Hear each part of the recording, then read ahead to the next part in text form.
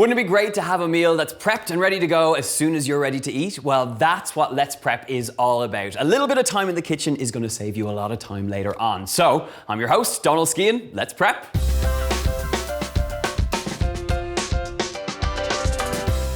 Today we are going to make 4 delicious dinners that are perfect for prepping. You can have them ready to rock in your fridge as soon as you need a midweek dinner fix. So I've got the majority of my ingredients laid out. I think it's time to get prepping.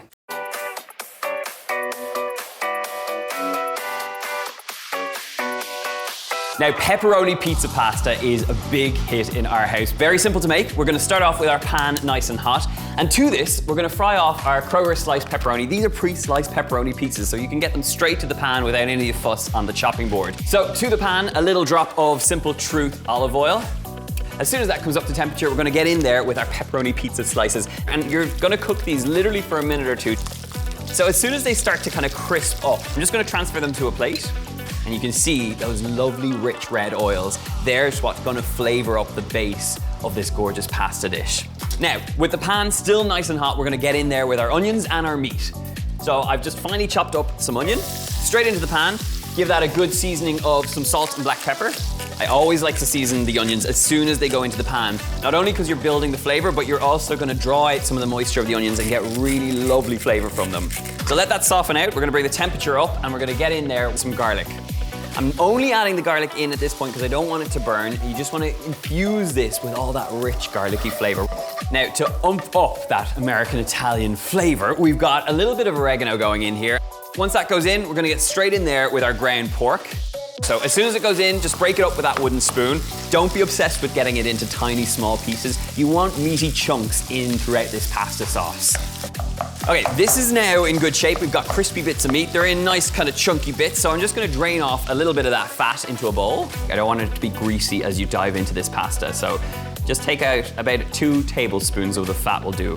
Now, the cheats aspect of this dish is that we're using a store-bought sauce. Don't be ashamed of this. This is a great little cheat in the kitchen and it's gonna get you dinner to the table in a lot less time. So, this is the Simple Truth organic tomato and basil sauce, and I'm gonna pour it straight in. And the beauty of this means that you don't have to spend another 15 minutes reducing down that tomato sauce. It's there and it's good to go. So, stir that through. And then to this beautiful meaty sauce, we're gonna add our Kroger pasta penne straight into the pot. Give it a good stir. Looks a bit wild, but stick with me. Once you have that dried pasta in there and you've got it nicely coated in the sauce, I'm gonna grab about 4 cups of water and you're gonna add that straight to the pan and essentially cook the pasta out risotto style. So it takes a little moment just to bring that up to temperature, and then you could pour yourself a glass of wine, you could take a little moment in the kitchen, but you're basically gonna cook that pasta out until it's al dente and it's soaked up all that water. We're gonna transfer this out into a baking dish, grab up some mozzarella, and rather than slicing this into big chunks, we're just gonna tear it with our hands, and we're just gonna get nice little torn bits of mozzarella across the top here. I'm just gonna get in there with all those gorgeous pepperoni pizza slices, and you kind of wanna nuzzle these under the cheese so as it melts, it kind of coagulates with all that gorgeous cheese. So we're gonna stick it under the broiler and cook it until that mozzarella turns beautiful and bubbling. Let's get it in the oven. Right, pasta bake has had a minute or 2 under the broiler, and we should be left with, yes, we do, gorgeous crispy pepperoni and melted cheese. Take a look at that, which I can't help but to try. I mean, this is what it's about, and let's give it the taste test. Oh. I really think when you're serving something like this, it works really well if you have a nice crisp green salad on the side with a sharp dressing. It just rounds out your meal. Now it's time to prep a family favorite of mine, Angie's Irish stew.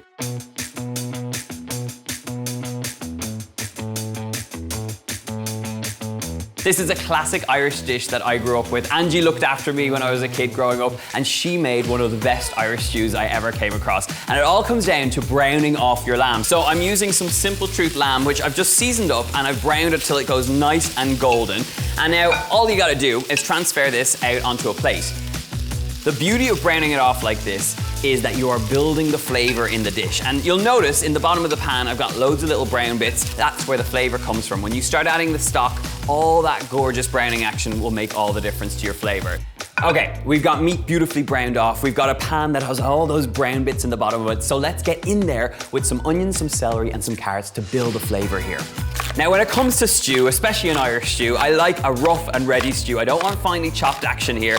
So I'm just giving nice chunky slices to my carrots. I want them to hold their shape as they stew down. Carrots, celery, onions, we are good to go in the pot. So drop in a little bit of oil. And for good measure, and for a bit of Irish comfort, a tiny touch of butter. So to the pot, in with the celery, carrots go in, and don't forget about those onions. You kind of think with stews, sometimes it's complicated, but this is really it. This is the bones of this great recipe. And once you have softened these down, meat goes back in, a little bit of stock, and our potatoes. And don't forget to season. Always really important. As you add your kind of base veggies in, season as you go. A little bit of salt, and a little bit of black pepper. Right, veggies are softened down, so at this point, you're gonna go straight back in there with our browned off lamb.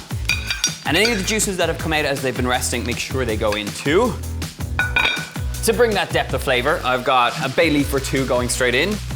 Right, to this mix, we're going straight in there with some Simple Truth organic beef stock, which is gonna give a really great depth of flavor to this dish. It's about 4 cups here. Give it a stir and we're gonna bring this up to boil. Now, as this comes up to temperature, it is important. In fact, it is imperative not to forget the potatoes, because what would an Irish stew be without the potatoes? So I've peeled these and sliced them into chunks. This is a good little tip. We're just gonna take time, as this comes up to temperature, to place these in and around. Now, Irish purists will not be happy with this, but stick with me, it works. Once you've layered all those potatoes in, and it's starting to look pretty like this, a few little slabs of butter just placed over the top is gonna finish these potatoes beautifully. Just before it's finished cooking, we're gonna take the lid off and turn up the heat and allow those potatoes to brown off. You should be left with tender lamb and beautifully browned potatoes. Don't forget to season with a bit of salt and pepper. Okay, this is now ready to go. So I'm gonna pop it in the oven. It's gonna cook out for 1 hour and 30 minutes. And the beauty of that kind of slow cook means that you have more time to meal prep as it cooks away. So we'll check it in about 1 hour and 30.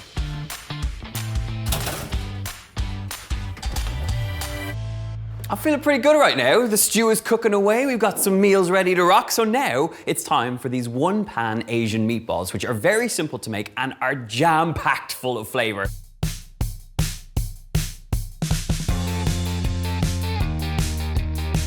I've got some ground pork.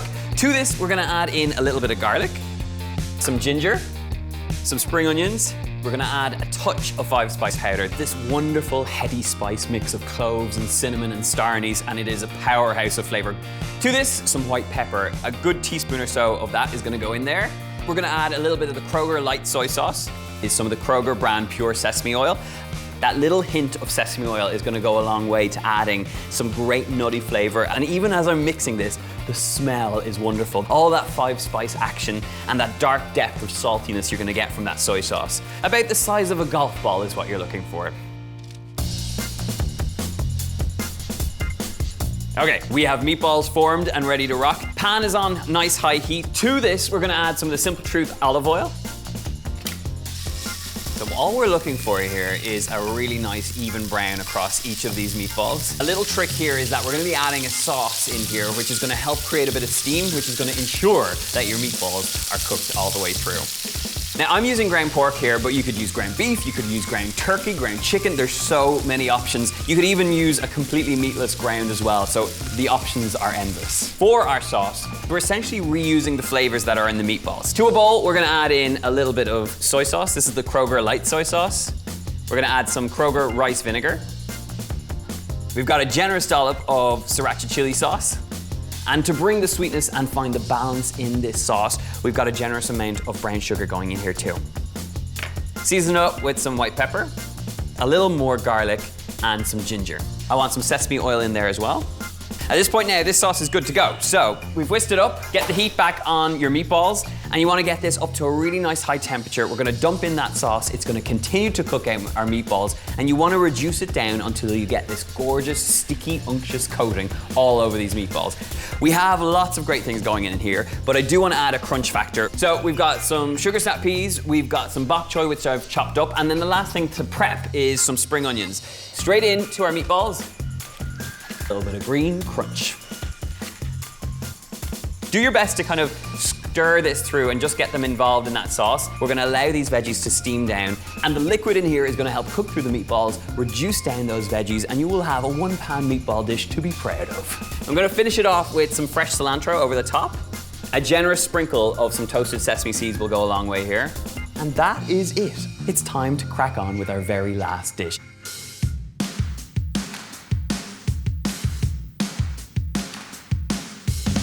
This next salad is super simple to make, and it involves that wonderful spice you get from sriracha with a sweet and sticky sauce and lots of crunchy vegetables. We've got brown chicken, which I've just been browning off in a wok. To this, we're gonna make a sticky sweet sauce. So we need a heck load of sriracha sauce. A little bit of spice goes a long way here.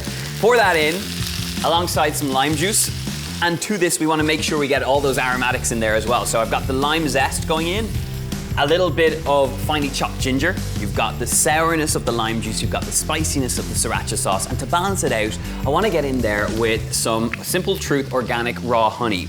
You wanna go big, especially for these sorts of flavorful sauces. To this, a little bit of saltiness coming in the form of some light soy sauce, and then just a hint of sesame oil is gonna go a long way in this dish. So about a teaspoon's amount going in here. Give that all a good stir. You want to simmer this down for about 5 minutes, just until that sauce starts to take on a life of its own and wraps itself around the chicken. It should be thick and it should be sticky. To the bowl, we're gonna add some red cabbage. Then we've got some julienne carrot. And then I've got some Simple Truth baby kale, and I just want a few handfuls here. And I'm only gonna add about like half of a red pepper going in. As thin as you can with a nice sharp knife. I think when people talk about having a balanced diet, it's all about eating the rainbow, all those great colors coming together. And I think this bowl is a great example of just that. I'm gonna give it a tiny drizzle of some sesame oil. And at this point now, I just wanna get in there with some herb action. So I've got some cilantro, and I'm just gonna pick this in, just nice torn handfuls of leaves, and then just get your hands in there and give it all a good toss. And then we're gonna add that chicken right on top while it's steaming hot. And it is the kind of salad that you wanna eat straight away because it will tend to wilt down that baby kale. But if you wanted to meal prep this, the chicken can be made separate and the salad can be made separate. And then when it comes to serving dinner, you just combine the whole thing hot. We have lots of great things going in here, but I do wanna add a crunch factor from some cashews. And last but not least, some edamame beans. These are a nutrient powerhouse, which are really great to add into a salad like this. We have our chicken looking good at this point. So you can see now it's completely coated. That sauce has reduced right down, and you're left with these tender chicken pieces in this gorgeous, sticky, spicy sauce. So all I want to do to finish this off is add our salad nicely tossed to the salad bowl. You want a good, even distribution of all those great ingredients. So you're getting crunch, you're getting greens, you're getting all that good stuff going on. And then to finish it off, you want to make sure that you get in that hot, sticky chicken over the top. Now, to finish it off, a little sprinkle of toasted sesame seeds are going to go a long way. And I can't resist but have a few more little leaves of cilantro. They're just going to add a really nice fresh pop here. There you go, a salad to be proud of and some really great meal prep ideas and inspirations. These are recipes that will save you time in the kitchen. Meal prep is all about that, so I hope you develop the meal prep mindset and save a little bit of time in your kitchen. Thanks for joining me on this episode of Let's Prep. Leave a comment letting us know what you'd like to see in future episodes and if you have any meal prep tips of your own. And remember that a little bit of time spent in the kitchen is going to save you a lot of time in the long run.